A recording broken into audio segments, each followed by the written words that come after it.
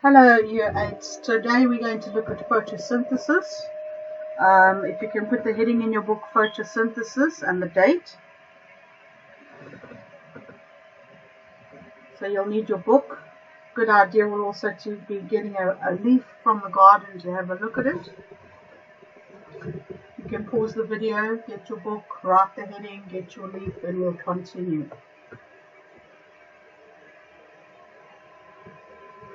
So we're looking at some of the lesson outcomes. We're going to look at the process of photosynthesis, and we're going to look at the reactants. What are the actual chemical reactants needed for photosynthesis, and then what products are produced. And so we should be able to do an equation for photosynthesis. We're going to look at some of the organs and the organelles in a plant that are involved in the process of photosynthesis.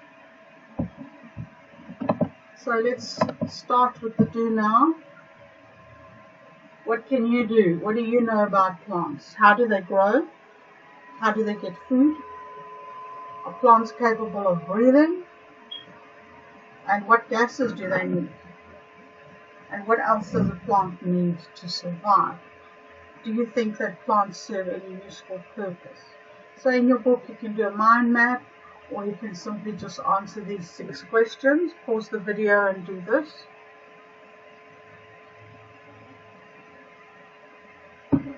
So long ago, they actually thought that plants eat the soil.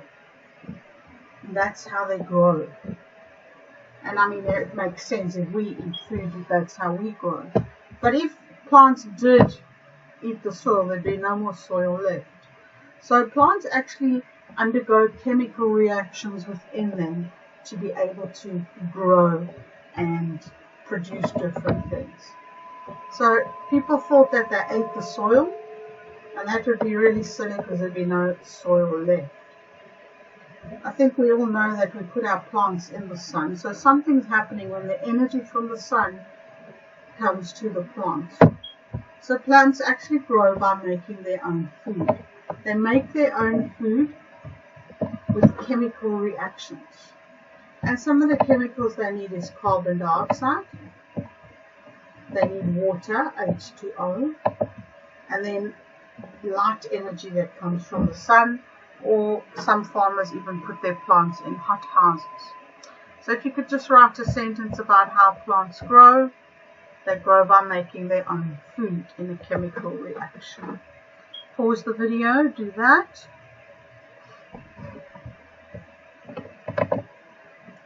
Alright, so we're looking at, I'm sure you know that this is a plant cell.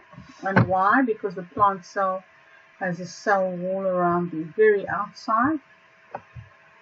It is very similar to an animal cell because the inner lining has a cell membrane, which animal cells have, but the outside has a cell wall. So this very first label at the bottom would be cell wall. Inside the cell is a huge structure or organelle to actually store cell sac kind of liquid. And I'm sure you know that this is the vacuole. Something is making the plant green. Now this plant has a lot of them, and this plant doesn't have a lot of them, and the reason why, it's lacking in some soil nutrients. So this is quite a healthy plant. Wherever it is green, the leaf, there's lots and lots of chloroplasts. And then something that controls the functioning of the cell is the nucleus.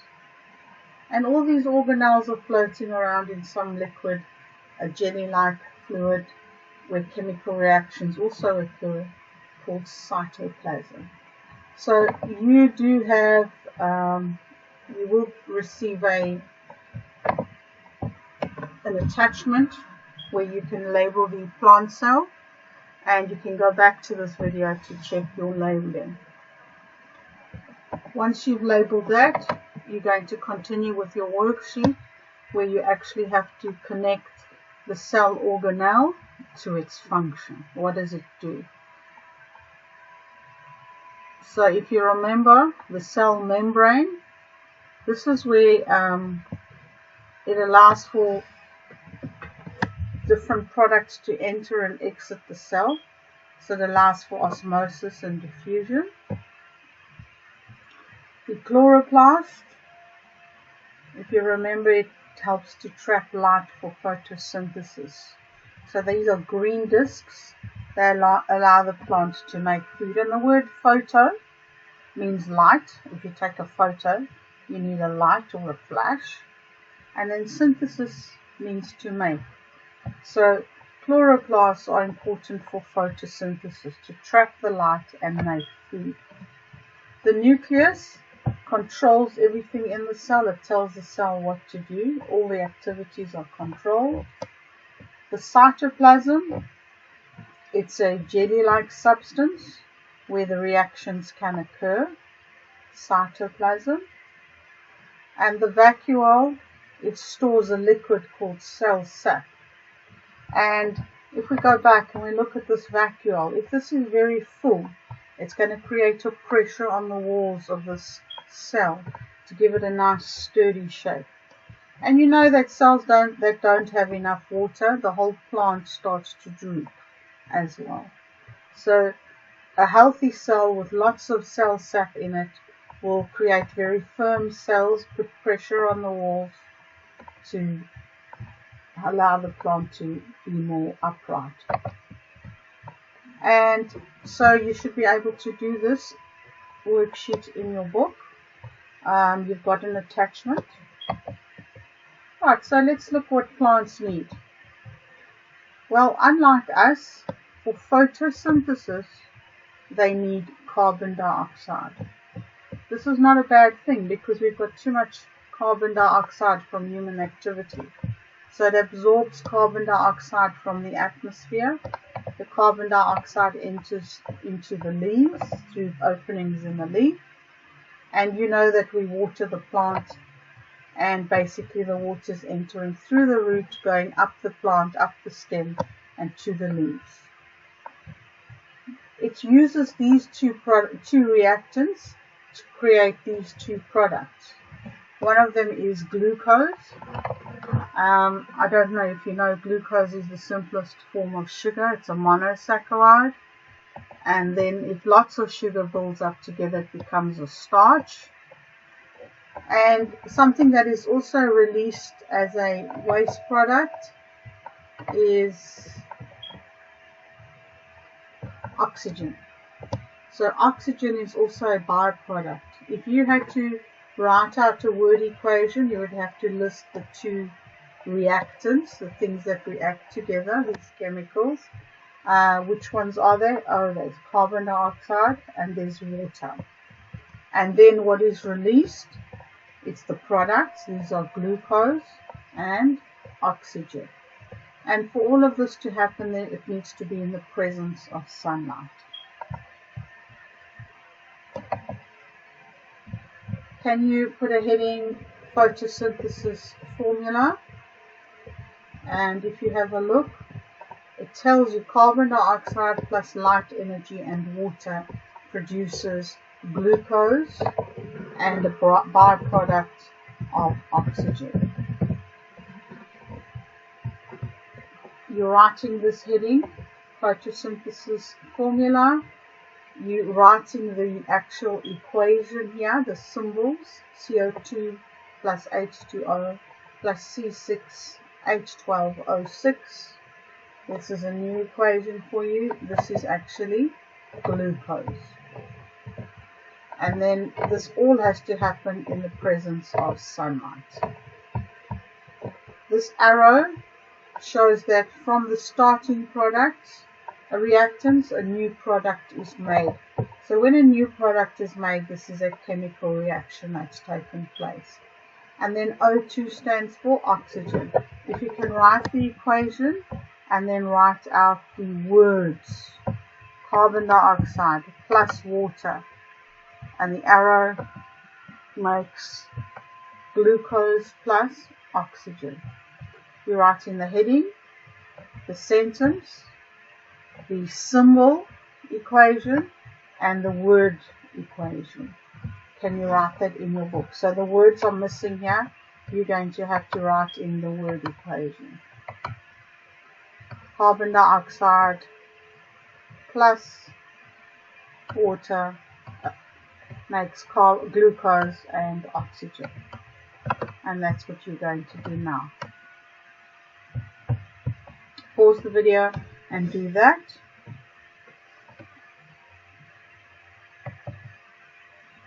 One of the most important functions of photosynthesis of plants is actually to produce lots and lots of oxygen. The tropical rainforests are often called the lungs of the planet. So all these many plants and trees together, they are almost breathing, but they're breathing in carbon dioxide and they're producing oxygen, which is what all animals and humans need. So the forest is reducing the CO2 levels and producing valuable oxygen. And the biggest problem now is man is cutting down a lot of the trees. So the forests are disappearing at an alarming rate. And over 1.3 million square kilometers of forest have been cut down in the last 36 years. Humans started cutting down forests. The trees have been used for, what do you know that wood has been used for? Yes, paper. It's also been used to make furniture and different constructions. And now they're trying to replant a lot of trees. So we have to actually look after our forests and our green belt. So this is just a bit of fact for you to know that in these forests themselves, they're producing oxygen. It's a product of photosynthesis, and it's providing a shelter for animals. The other thing that plants are also doing is they're making glucose. Now, glucose creates different foods. You think about your different fruit and vegetables that we need as humans, and also different animals will feed off the plant. They will eat the leaves, etc. So it's a valuable food source. Photosynthesis is important to make glucose. It makes glucose, plus it produces oxygen, and oxygen is important for respiration.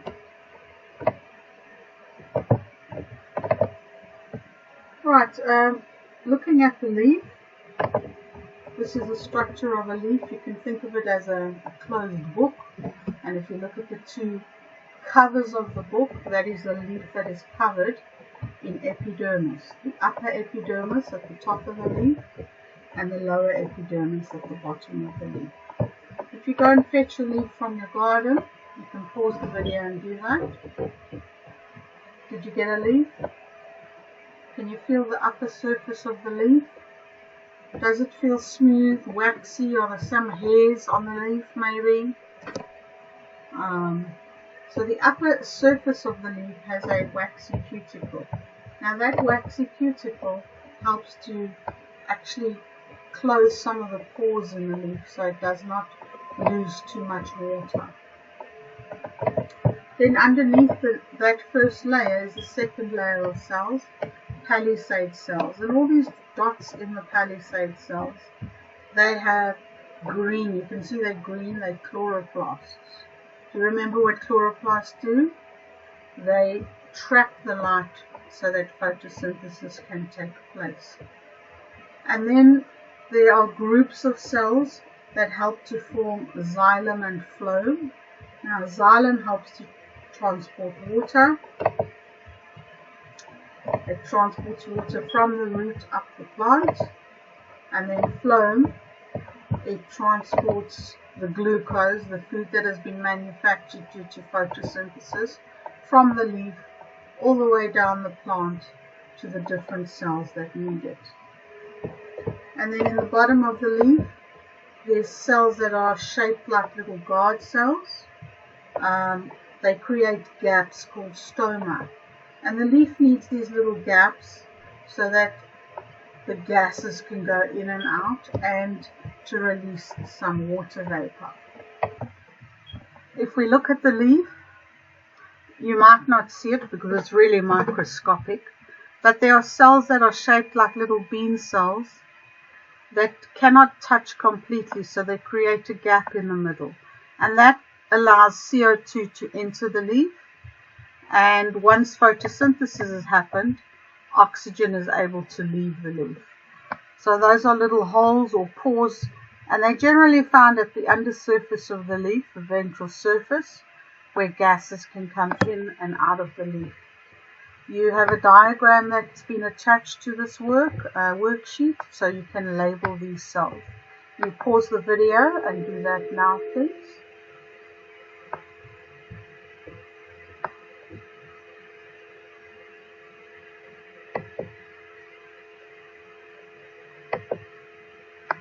Right, so what have you learnt about photosynthesis today?